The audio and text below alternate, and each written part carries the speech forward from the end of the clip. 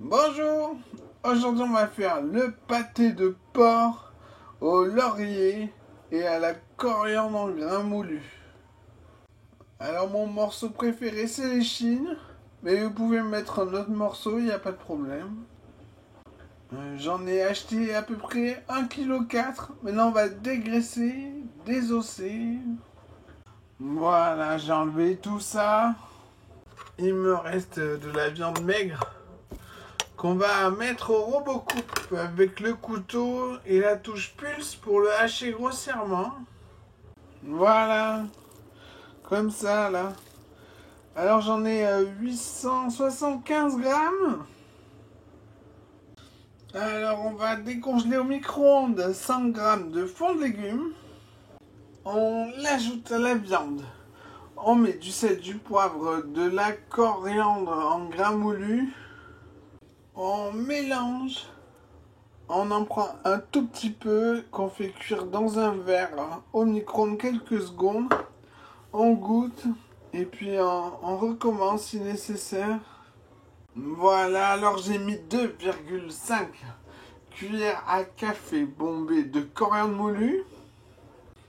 On va aussi mettre une demi-cuillère à café de poivre vert en grains. Mélanger et séparer à peu près en deux. On met la moitié de la viande dans une terrine.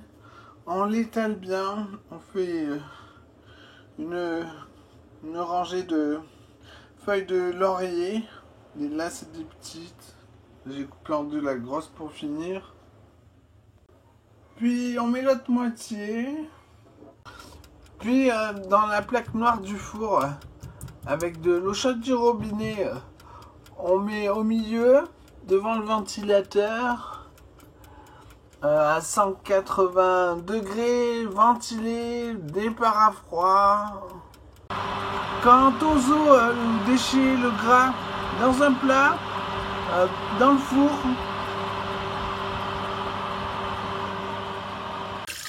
Voilà, c'est cuit. Ça a mis à peu près 40 minutes. Mais contrôlé avec un couteau. On plante au milieu. On attend 2 secondes et on met le milieu de ça sur la langue. Si ça brûle, c'est bon. On va le faire refroidir dans un baquet d'eau froide.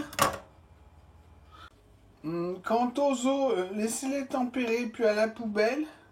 On récupère le jus qu'on va mettre au frigo. Une fois tempéré, démouler, garder le jus. On va ouvrir en deux et enlever les feuilles de laurier. Puis avec une spatule, on découpe grossièrement le pâté. Puis on vide tout dans un sac congèle qu'on met dans un plat de taille adaptée. On écrase comme ça.